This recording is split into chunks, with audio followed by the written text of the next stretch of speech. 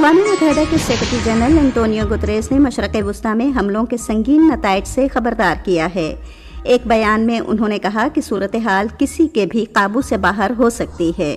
ادھر اقوام متحدہ میں ایرانی سفیر امیر ایراوانی نے اقوام متحدہ میں صحافیوں سے گفتگو کرتے ہوئے کہا کہ ان کا ملک جنگ یا کشیدگی کا خواہاں نہیں ہے، لیکن ایران کبھی بھی اپنی خود مختاری سے دستبردار نہیں ہوگا۔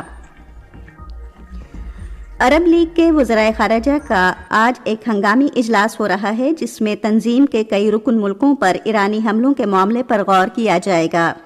عرب لیگ کے اسسٹنٹ سیکرٹری جنرل حسام ذکی کے مطابق ویڈیو کانفرنس کے ذریعے ہونے والا اجلاس کویت، سعودی عرب، قطر، عمان، اردن اور مصر کی درخواست پر طلب کیا گیا ہے۔ سعودی عرب کے ولی عہد شہزادہ محمد بن سلمان نے ترکیہ کے صدر رجب طیب اردوان اور برطانیہ کے وزیر اعظم کیر سٹارمر سے الگ الگ ٹیلی فون رابطے میں مشرق وسطی کی موجودہ صورتحال پر تبادلہ خیال کیا ہے۔ ٹیلی فون پر گفتگو کے دوران فریقین نے خطے میں کشیدگی کے خاتمے کے لیے فوری اقدامات کی ضرورت پر زور دیا۔ ہاکی رات مصر کے شہر اسماعیلیہ میں FIH hockey world cup qualifiers کے فائنل میں انگلینڈ نے پاکستان کو 1 کے مقابلے میں 4 گول سے ہرا دیا۔ فائنل میں شکست کے باوجود پاکستان نے ٹورنامنٹ میں شاندار کارکردگی کا مظاہرہ کیا۔ اس سے قبل کوالیفائرز کے فائنل میں پہنچنے کے بعد پاکستان نے 2026 کے men's FIH hockey world cup میں اپنی جگہ بنا لی تھی۔ Cricket ICC T20 world cup کا فائنل آج بھارت اور نیوزی لینڈ کے درمیان احمد آباد میں کھیلا جائے گا۔ میچ شام 6:30 بجے شروع ہوگا۔ اور اب موسم کی صورتحال۔ محکمہ موسمیات کی پیشگوئی کے مطابق آئندہ 12 گھنٹوں کے دوران ملک کے بیشتر علاقوں میں موسم زیادہ تر خشک رہنے کا امکان ہے، تاہم شمالی خیبر پختونخوا، گلگت بلتستان اور کشمیر میں مطلع جزوی طور پر ابرآلود رہے گا۔ آج صبح ریکارڈ کیا گیا بعض بڑے شہروں کا درجہ حرارت: اسلام آباد اور مظفر آباد 14 ڈگری سینٹی گریڈ، لاہور اور کراچی 22، پشاور 18، کوئٹہ 13، گلگت 11، مری 10 ڈگری سینٹی گریڈ۔ محکمہ موسمیات کی پیشگوئی کے مطابق سری نگر، جموں، پلوامہ، اننت ناگ، شوپیاں اور بارہمولہ میں مطلع جزوی طور پر ابرآلود اور موسم خشک رہنے کی توقع ہے، جبکہ لیہ میں موسم سرد اور مطلع جزوی ابرآلود رہنے کا امکان ہے۔ آج صبح ریکارڈ کیا گیا درجہ حرارت سری نگر اور شوپیاں میں 9 degree centigrade, Jammu 18، Leh 3، جبکہ پلوامہ، اننت ناگ اور بارہمولہ میں 8 degree centigrade. Khyber Pakhtunkhwa کے اضلاع جنوبی وزیرستان اور لکی مروت میں 2 مختلف دھماکوں میں 2 پولیس اہلکاروں سمیت کم از کم 4 افراد شہید اور 20 سے زائد زخمی ہو گئے ہیں۔ پولیس حکام کے مطابق دونوں اضلاع میں سیکیورٹی مزید بڑھا دی گئی ہے، جبکہ قانون نافذ کرنے والے اداروں نے تحقیقات اور تلاشی کی کارروائیاں شروع کر دی ہیں۔ ادھر گورنر خیبر پختونخوا فیصل کریم کنڈی نے دھماکے کی شدید مذمت کی ہے۔ واقعے پر گہرے دکھ کا اظہار کرتے ہوئے انہوں نے جاں بحق افراد کے لواحقین سے دلی تعزیت کا اظہار کیا۔ مشرق وسطی میں جاری جنگ کے باعث فضائی سفر میں خلل پیدا ہوا ہے، جس کے باعث خصوصاً عمرہ زائرین اور سعودی عرب کے مغربی علاقوں میں جانے والے مسافر متاثر ہوئے ہیں۔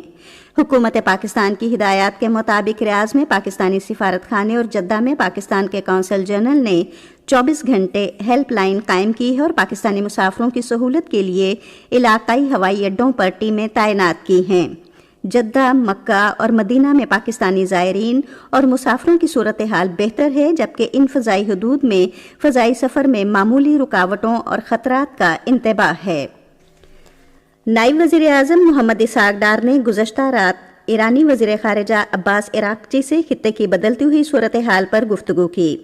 دونوں رہنماؤں نے حالیہ پیش رفت پر تبادلہ خیال کیا اور رابطے میں رہنے پر اتفاق کیا۔ نائب وزیر اعظم نے خلیج تعاون کونسل کے سیکرٹری جنرل جاسم محمد البدیوی سے بھی بات کی اور علاقائی صورتحال پر تبادلہ خیال کیا۔ خلیج تعاون کونسل کے سیکرٹری جنرل نے کونسل کے ساتھ پاکستان کی مضبوط شراکت داری اور یکجہتی کو سراہا۔ فریقین نے کشیدگی میں کمی کی اہمیت کو اجاگر کرتے ہوئے خطے میں امن و استحکام کے لیے مذاکرات اور تعاون پر زور دیا۔ नेपाल में राष्ट्रीय स्वतंत्र पार्टी आरएसपी के वजीर आजम के उम्मीदवार बलेंद्र शाह को झापा हल्का नंबर 5 से ऐवान नुमाइंदगान का मेंबर मुंतखब कर लिया गया है। उन्होंने साबिक वजीर आजम और सीपीएन यूएमएल के चेयरमैन केपी शर्मा ओली को चुनाव में बड़े फर्क से शिकस्त देते हुए जीत दर्ज की।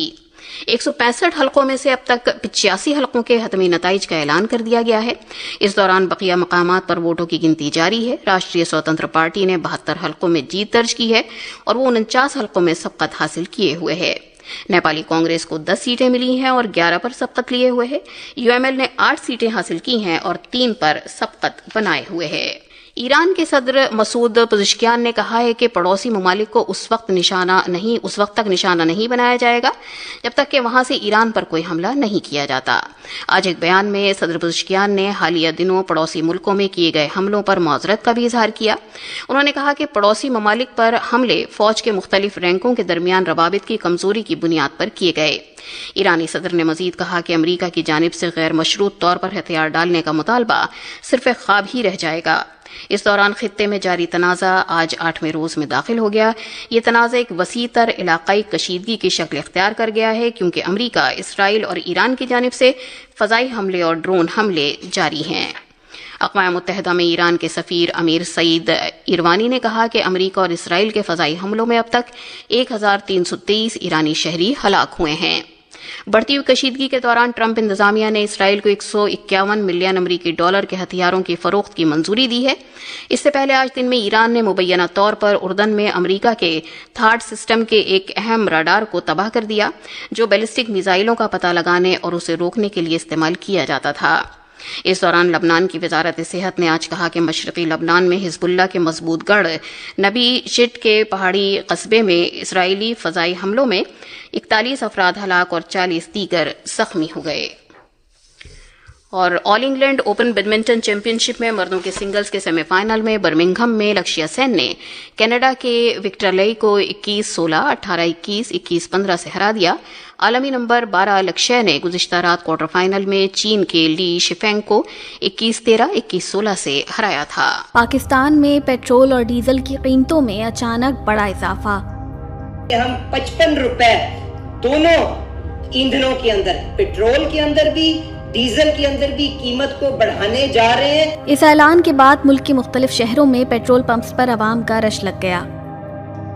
पेट्रोल बंद कर दिया, कम कर दिया, महंगा कर दिया, हर चीज के अंदर पैसे बढ़ाए जा रहे हैं। आवाम को कोई रिलीफ नहीं है। पेट्रोल महंगा नहीं हुआ, पीछे सारी अशिया खुदनोत सब महंगी हो जाएंगी। लोग कहाँ से कमाएंगे, कहाँ खाएंगे, क्या होगा? तो थोड़ा सा हमें हुकूमत वक्त को सोचना चाहिए, थोड़ा सा होश के नाखून लेके यार लोग कहाँ क्या क्या करेंगे आप देखें तो सही। अमरीका और इसराइल के ईरान पर हमले के बाद ईरानी पासदारान इनकलाब ने तेल की सप्लाई के लिए अहम समझी जाने वाली आबी गुजरगाह आबनाए हुर्मुज को बंद कर दिया है। पाकिस्तान ज्यादातर तेल सऊदी अरब और मुत्तहदा अरब अमारात से आबनाए हुर्मुज के रास्ते ही दरामद करता है। पाकिस्तान अपने पेट्रोलियम मसनूआत के ज़खायर को ज्यादा अरसे तक इस्तेमाल करना चाहता है क्योंकि इसराइल और अमरीका की ईरान के खिलाफ जंग के खात्मे का फिलहाल कोई इम्कान नजर नहीं आ रहा। पाकिस्तानी हुकाम के मुताबिक आलमी सतह पर कीमतों में कमी के साथ ये इजाफा वापस लिया जा सकता है।